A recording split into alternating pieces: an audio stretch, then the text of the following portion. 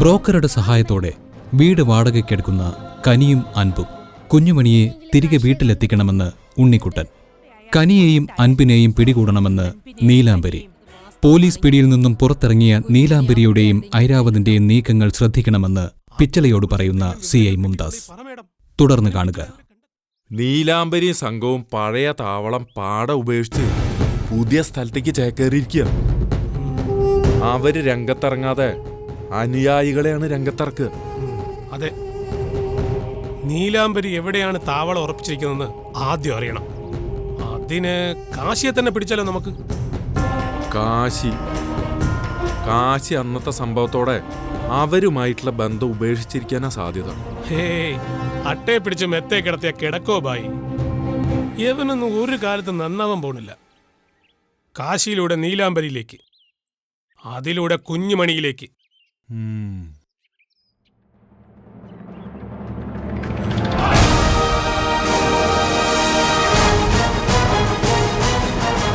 Shivani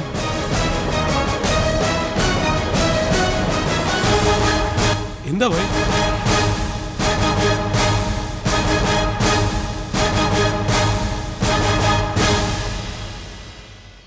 by വാ.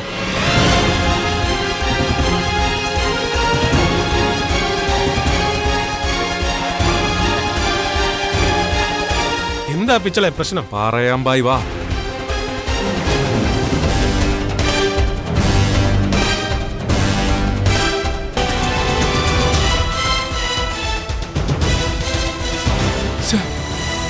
ആളെവിടെ പോയി കാണുന്നില്ലല്ലോ. അത് ശിവാനി തന്നെ. ഇതെന്താ പർദ്ദ കെട്ടിട്ട്? ശിവാനിയോ? അതാരാ?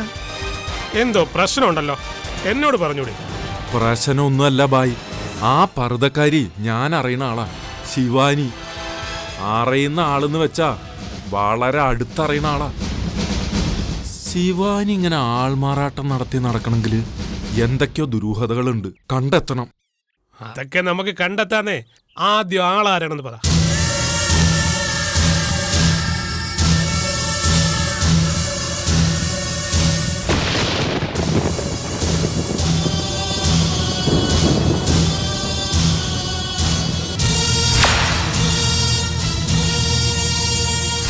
ഏതൊരു പെണ്ണിന്റെ ആഗ്രഹമാണ് താലി ചരടിലൊരു സുരക്ഷിതത്വം. അത് മറ്റെവിടെ കിട്ടുന്നതിനേക്കാൾ നന്നായി ഇവിടെ കിട്ടുമെന്ന് എന്റെ മനസ്സ് പറയുന്നുണ്ട്.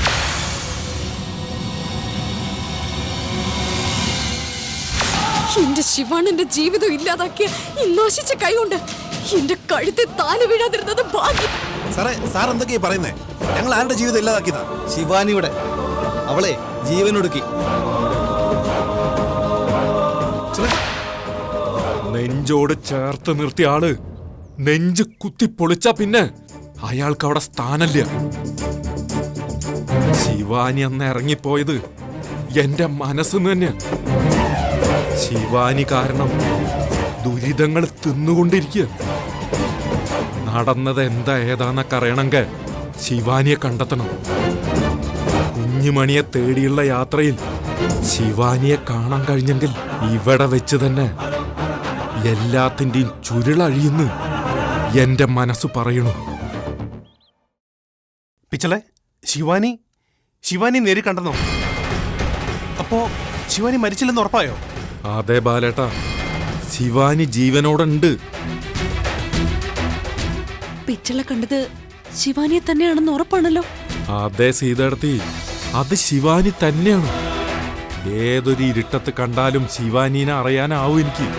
പിന്നീട് പറച്ചെടുത്ത് കളഞ്ഞെങ്കിലും ഞാൻ എൻ്റെ നെഞ്ചിനകത്ത് പ്രതിഷ്ഠിച്ച മുഖമായിരുന്നല്ലോ അത്.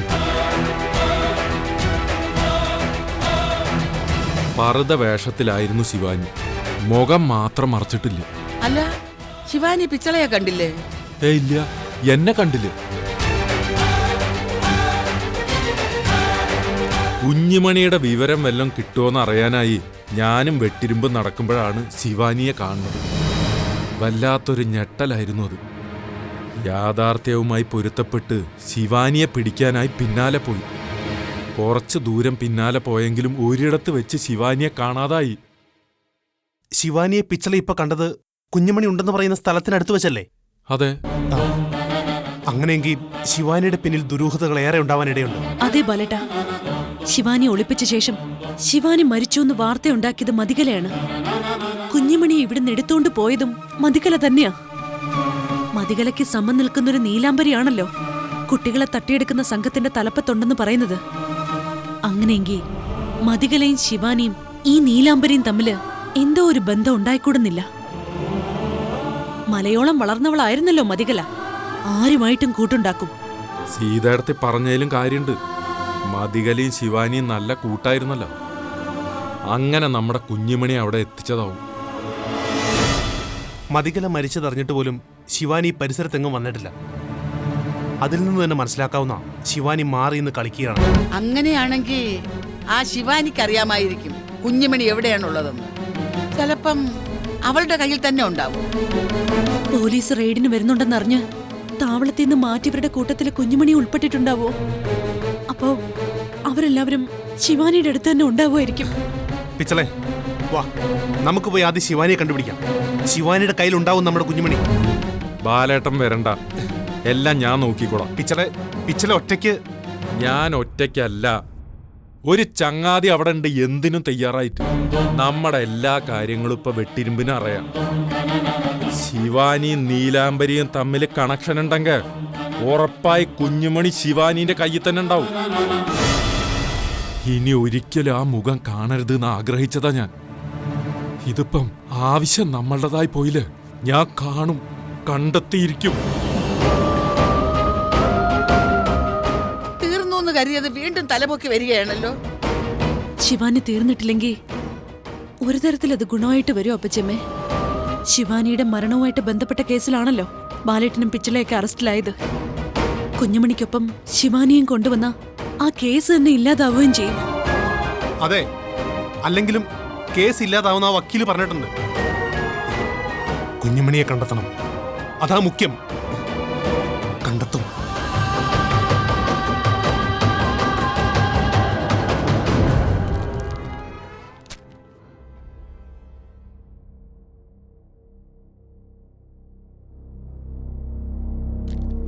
ഈ മണിക്കുട്ടിയുടെ വീട് എവിടെയായിരിക്കും?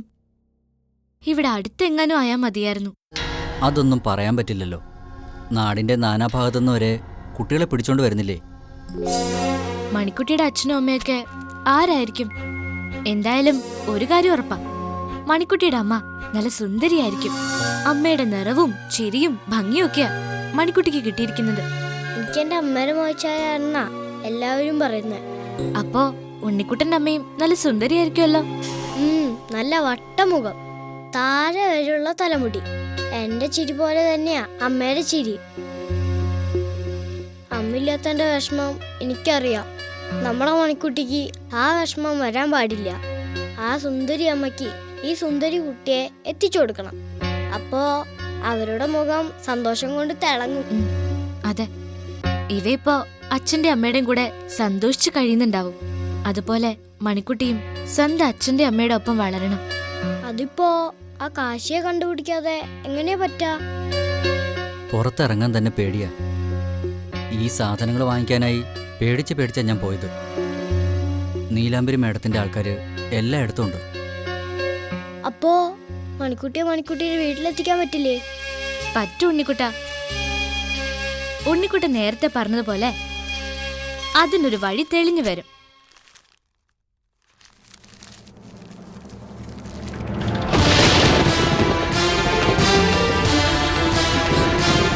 ഇത് നോക്കി, നീലാംബരി ഐരാവതനൊക്കെ അറസ്റ്റിലായിരുന്നു. അപ്പോ പോലീസ് അവിടെ എത്തി എല്ലാരെയും കൊണ്ടുപോയി കാണുമല്ലേ?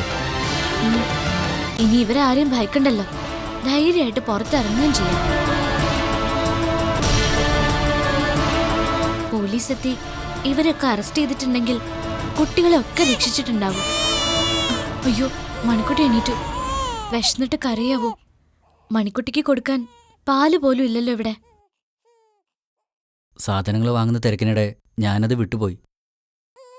പാലും ബിസ്ക്കറ്റും വാങ്ങിക്കാൻ പറഞ്ഞിരുന്നല്ല ഞാൻ. ഇനിയിപ്പോ മണിക്കുട്ടിക്ക് എന്താ കൊടുക്കുക? ഞാൻ പോയിട്ട് വേഗം വരാം. വേണ്ട, വയ്യായ്മയും കൊണ്ട് അൻപണ്ണൻ ഇപ്പൊ നടന്നു വന്നതല്ലേ ഉള്ളൂ. ഇനി വീണ്ടും പോണ്ട, ഞാൻ പോയിക്കോളാം. അൻപണ്ണൻ മണിക്കുട്ടി നോക്കിയാ മതി.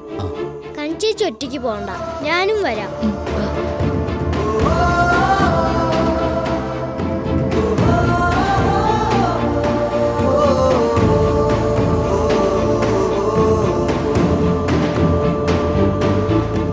എന്റെ രതീഷ, അങ്ങനെ ഒരു പൈസയുടെ ബ്ലോക്ക് ഒന്നും ഇവിടെ ഇല്ല.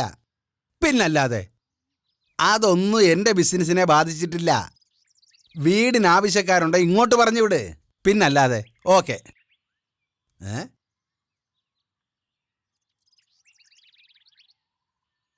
ആഹാ, എങ്ങോട്ടേക്കാ രണ്ടാളും? അത് ഇവിടെ അടുത്ത് എവിടെ പാല് കിട്ടുക? കുഞ്ഞിന് കൊടുക്കാനാ. കുഞ്ഞ് ഒരേ കരച്ചില്ല. പാല് കുറച്ച് മുന്നോട്ട് പോയി ഇടത്തോട്ട് തിരിഞ്ഞ ഒരു കട കാണും, അവിടെ പാലുണ്ട്.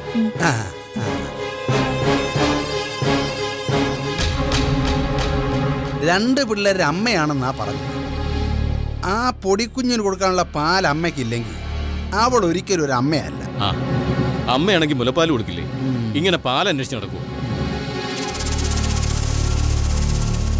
കൂടെ നടക്കുന്ന പയ്യനെ കണ്ടിട്ട് അവളുടെ മകനാകാനുള്ള ഒരു സാധ്യതയില്ല.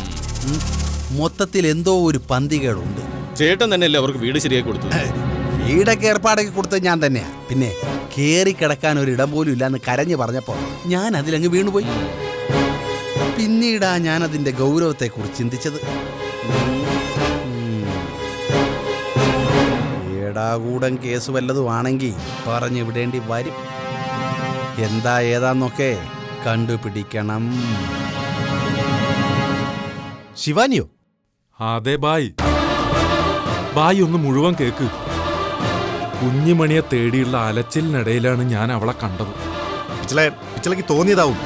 അല്ല ബായ്, ഞാൻ അവളെ ശരിക്കും കണ്ടു. പറുതയാണ് ധരിച്ചിട്ടുണ്ടായിരുന്നത്, മുഖം മറച്ചിട്ടുണ്ടായിരുന്നില്ല. കണ്ട പാടെ ഞാനൊന്ന് നടുങ്ങിയെങ്കിലും അവളാന്ന് ഉറപ്പുവരുത്താൻ വേണ്ടി ഞാനൊന്ന് പിന്തുടർന്നു. എന്റെ ബായി, അത് അവള് തന്നെയായിരുന്നു. എനിക്കെന്തോ വിശ്വാസം വരുന്നില്ല പിച്ചളെ. ശിവാനി ജീവനോടെ ഉണ്ടാവില്ല. മതികല അവളെ ജീവനോടെ വിട്ടു കാണില്ല. ശിവാനിയുടെ മരണം ഇന്നും ദുരൂഹമല്ലേ? പിച്ചള കണ്ടത് ശിവാനിയെ പോലെ തോന്നിക്കുന്ന മറ്റാരെങ്കിലും ആയിരിക്കും. ശിവാനിയെ തന്നെയാണ് ഞാൻ കണ്ടത്. ശിവയുടെ പെങ്ങള് ശിവാനിയെ. കുട്ടിമണി പെങ്ങളെ ആശുപത്രിയിൽ കയറി കൊല്ലാൻ നോക്കിയ ശിവാനിനെ തന്നെയാണ് ബായി ഞാൻ കണ്ടത്. ആ മാരണത്തിന്റെ മരണകാരണം പറഞ്ഞല്ലേ നമ്മളെ മതികല ജയിലിലാക്കിയത്. എന്നിട്ട് മുംതാസ് മാഡത്തിന്റെ അന്വേഷണത്തിൽ തെളിഞ്ഞതെന്താ? മരിച്ചത് ശിവാനിയല്ല, മറ്റൊരു പെൺകുട്ടിയാന്നല്ലേ. അപ്പൊ ശിവാനി എവിടെയാന്നുള്ള സംശയവും ചോദ്യങ്ങളും പല ഊഹങ്ങളും നമുക്കുണ്ടായില്ലേ? അതിനൊക്കെ വ്യക്തമായൊരു ഉത്തരം ഇന്നെനിക്ക് കിട്ടി ബായ്. അവളെ ഞാനിന്ന് നേരിൽ കണ്ടു. ശിവാനി പിച്ചളെ കണ്ടോ? ഇല്ല, അതിനുള്ള ഇടം ഞാൻ ഉണ്ടാക്കിയില്ല. ആ പഴയ ശിവാനിയെ അല്ല ഞാൻ ഇന്ന് കണ്ടത്. അവളിൽ എന്തൊക്കെയോ വലിയ ദുരൂഹതകളുള്ള പോലെ. മതികലയുമായി അടുപ്പുണ്ടായിരുന്നതല്ലേ? അവളിൽ ദുരൂഹത ഉണ്ടായില്ലെങ്കിൽ അത്ഭുതമുള്ളൂ. അന്ന് വയലോരം വീട്ടിൽ നിന്ന് ഇറങ്ങി മതികലയുടെ അടുത്തേക്ക് പോയ അവൾക്ക് എന്താവും ബായി സംഭവിച്ചിട്ടുണ്ടാവുക? എന്ത് സംഭവിക്കാൻ?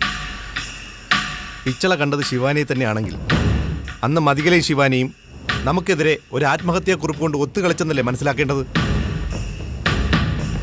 നമ്മൾ നേരിട്ട ദുരന്തങ്ങളെല്ലാം മതികല നേരിട്ട് കണ്ടാണ് രസിച്ചതെങ്കിൽ ശിവാനിയെല്ലാം ഒളിഞ്ഞിരുന്ന് കാണുകയായിരുന്നു, ആനന്ദിക്കുകയായിരുന്നു. അതെ ബായ്, ആ അസത്തിനെ കണ്ടപാടെ ആ പറുത വലിച്ചു കീറി അവളുടെ കള്ളക്കളി പുറത്തു കൊണ്ടുവരണമെന്ന് തോന്നിയതാ. മതികല ഭ്രാന്തിന്റെ സർട്ടിഫിക്കറ്റാണ് കൈവശപ്പെടുത്തിയതെങ്കിൽ ഈ വഞ്ചകി സ്വന്തം മരണ സർട്ടിഫിക്കറ്റ് വാങ്ങി കയ്യിൽ വെച്ച് നടക്കുക. വിട്ടേക്ക് വെച്ചളെ. ശിവാനി എന്ന അധ്യായം നമ്മൾ എന്നെ അവസാനിപ്പിച്ചതാ. ഇല്ല ബായ്, എനിക്കങ്ങനെ തോന്നുന്നില്ല. കണ്ട പാടെ തന്നെ എനിക്ക് അവളിൽ ചില സംശയങ്ങൾ തോന്നിയിരിക്കുക.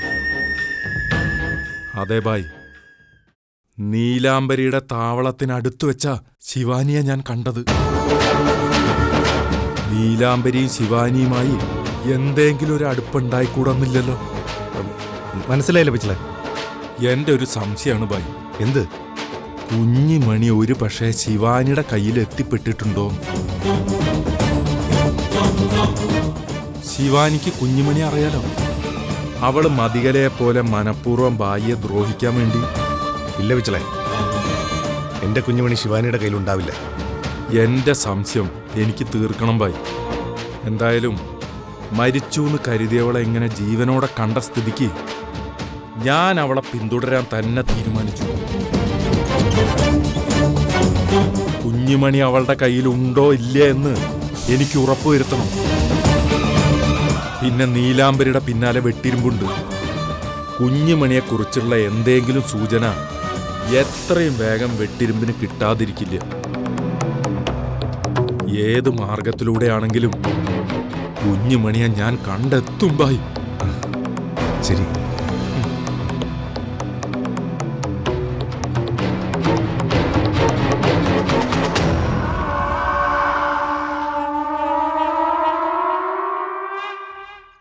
വേഗം നടക്ക്. മണിക്കുട്ടി അവിടെ വിശന്ന് കരയുന്നുണ്ടാവും. വേഗം വാ. കഞ്ചേച്ചി, ആ കാശിയെ കണ്ടുപിടിക്കണ്ടേ? എന്നാലല്ലേ മണിക്കുട്ടിയെ വീട്ടിലെത്തിക്കാൻ പറ്റൂ. വേഗം തന്നെ വീട്ടിലെത്തിക്കണം.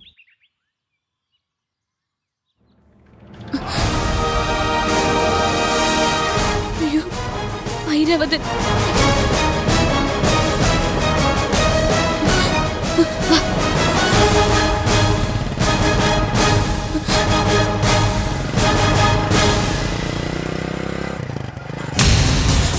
ഇയാളെപ്പോ പുറത്തു വന്നു? എന്റെ ഈശ്വര.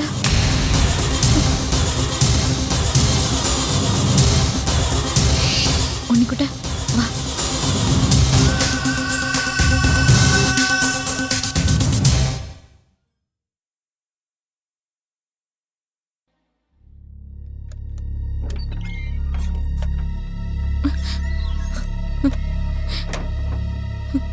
എന്ത് പറ്റി കനി? അൻപണ്ണ, ആ ഐരാവതനെ കണ്ടു. ഐരാവതനെയോ? എവിടെ വെച്ച്? പാല് വാങ്ങി വരുന്ന വഴിക്ക് വെച്ച്. അയാള് ഞങ്ങളെ കണ്ടിട്ടില്ല. അയാളെ കണ്ട് ഞങ്ങൾ രണ്ടാളും മാറി ഒളിച്ചിരുന്നു. ഐരാവതനുണ്ടെങ്കിൽ നീലാംബരി മാഡം ഉണ്ടാവും. അവരെങ്ങനെ ഇത്ര പെട്ടെന്ന് പുറത്തിറങ്ങി? അത്രയ്ക്കല്ലേ പിടിപാട്. ഈ അറസ്റ്റൊക്കെ ചിലപ്പോ കണ്ണിപ്പൊടിയിടാനുള്ള നാടകമാവും. നമ്മളെല്ലാരും അന്വേഷിച്ചിട്ടായിരിക്കോ അയാൾ നടക്കുന്നത്? ആയിരിക്കും. അപ്പോ അവര് നമ്മളെ വീണ്ടും പിടിച്ചോണ്ട് പോവോ? അവരുടെ കണ്ണി പെടാതിരിക്കണം. കാശിയെ കണ്ടെത്താനായി ഇനി പുറത്തിറങ്ങാനേ പറ്റില്ലല്ലോ. കാശിയെ കിട്ടിയില്ലെങ്കിൽ മണിക്കുട്ടിയെ വീട്ടിലെത്തിക്കാനും കഴിയില്ല. അവരുടെ ശല്യം തീർന്നു എന്ന് കരുതിയതാ. ഇനിയിപ്പോ എങ്ങനെ കാശിയെ കണ്ടെത്താനാ? ഈ പരിസരത്ത് വെച്ചല്ലേ ഐരാവതനെ നിങ്ങൾ കണ്ടത്. അപ്പോ ഇനി നമ്മൾ ശരിക്കും സൂക്ഷിക്കണം. അവിടെ ഉണ്ടായിരുന്ന കുട്ടികളെയൊക്കെ പോലീസ് രക്ഷിച്ചു കൊണ്ടുപോയെങ്കിലും നമ്മളെ രക്ഷപ്പെട്ടു വന്നത് അവര് മനസ്സിലാക്കിയിട്ടുണ്ടാവും. നമ്മളെ കണ്ടെത്താൻ തന്നെയാവും ഐരാവതം നടക്കുന്നത്.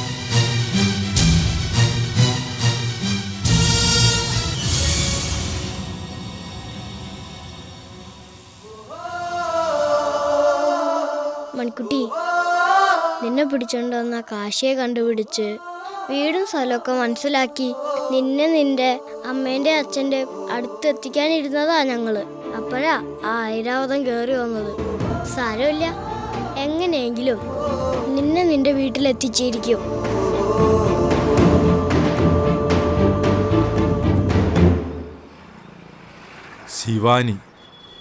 ശിവാനിയെ കണ്ടെത്തണം.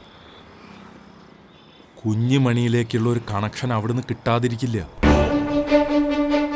മനസ്സ് കൊടുത്തവരിൽ നിന്നും ഒരിക്കലും അത് പിടിച്ചെടുക്കേണ്ടി വന്നിട്ടില്ല ഇന്നേ വരെ. വേദനിപ്പിക്കുന്ന അനുഭവങ്ങൾ ഒത്തിരി ഉണ്ടാക്കിയിട്ടും മനസ്സിൽ നിന്ന് അപ്പാടെ പറച്ചെറിഞ്ഞിട്ടില്ല പലരെയും. അതെല്ലാം ഒരാളിൽ തന്നെ സംഭവിച്ചു, ശിവാനിയിൽ. കഥകളൊക്കെ പറഞ്ഞല്ലോ ഞാൻ. മനസ്സിജം ബായിയുടെ അനിയത്തി കുട്ടിയെ എന്റെയും അനിയത്തി കുട്ടിയായി കാണാനാണ് ഞാൻ ആഗ്രഹിച്ചത്.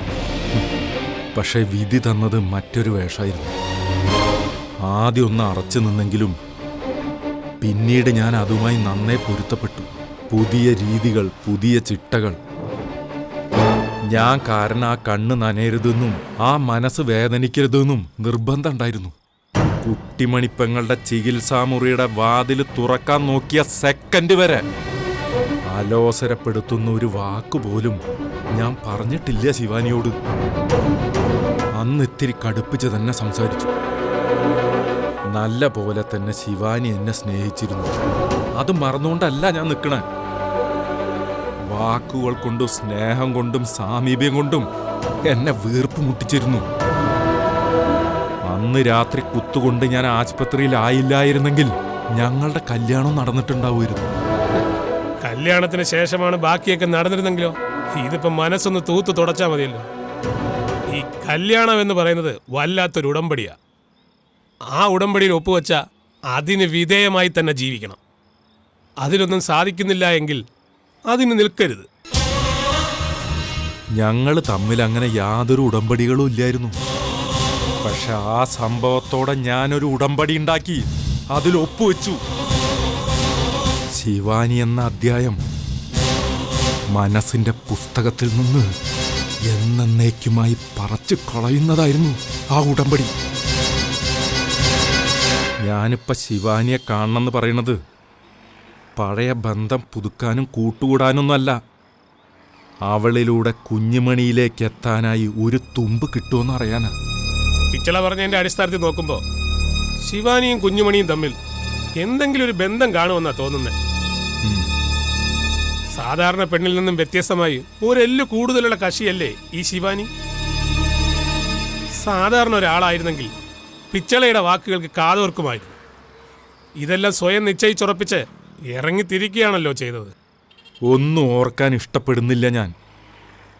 കുഞ്ഞുമണിക്ക് വേണ്ടി മാത്രമാണ് ശിവാനിയുടെ പുറകെ ഞാൻ നടക്കുന്നത്. അന്ന് ശിവാനിയെ കണ്ട സ്ഥലത്ത് ഞാൻ ഇന്നൊരു ഓട്ടപ്രദർശനം നടത്തി. പക്ഷെ ആളെ കണ്ടെത്താനായില്ല. മാളത്തിൽ ഒളിച്ചിരിക്കായിരിക്കും. വിടില്ല ഞാൻ. കണ്ടെത്തിയേ അടങ്ങൂ.